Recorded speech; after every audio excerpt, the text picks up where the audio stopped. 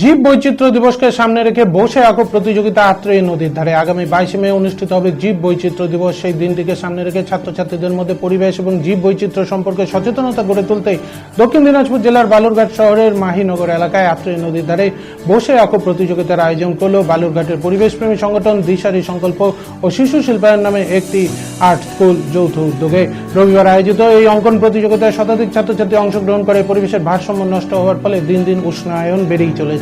তাই ছোট থেকে যাতে পরিবেশ সম্পর্কে একটি সচেতনতা গড়ে ওঠে সেই লক্ষ্যেই এদিনের এই কর্মসূচি বলে জানা যায়। এতে প্রায় 160 জন শিশু কিশোর কিশোরী অংশ নেয়। উপস্থিত ছিলেন দিশারি সংকল্পের সম্পাদক তুহিন শুভ্র মণ্ডল, সদস্য ত্রিদীপ সরকার, শিশু শিল্পায়ন প্রশিক্ষক অসিত বর্মন প্রমুখ।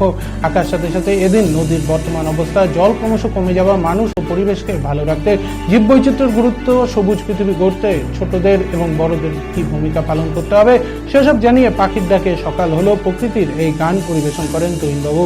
দেশি ফুল ও ফলের গাছ লাগানো, গাছ বাঁচানো, জল রক্ষা করা, প্লাস্টিক ক্যারিব্যাগ পরিহার করা, নদীকে ভালো রাখার কথায় শিশু কিশোর কিশোরীদের সঙ্গে অভিভাবক-অভিভাবিকারাও সহমত পোষণ করেন।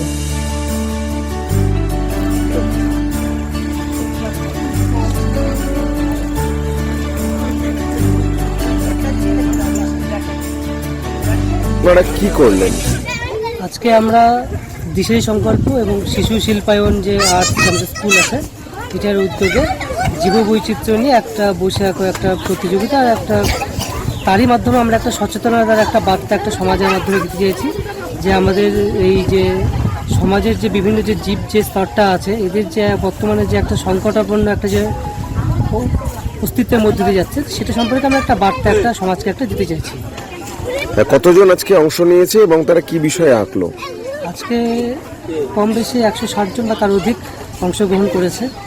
আর আজকে যে মেন থিমটা আমাদের যেটা ছিল বসে আঁকো যেটা প্রতিযোগিতা সেটা ছিল পরিবেশকে নিয়ে এবং পরিবেশের যে ভারসাম্য নিয়ে সেগুলো নিয়ে গাছকে রক্ষা, প্রকৃতিকে রক্ষা, এই বার্তাকে নিয়ে আজকে যে থিম সেটা। আপনারা কি করলেন?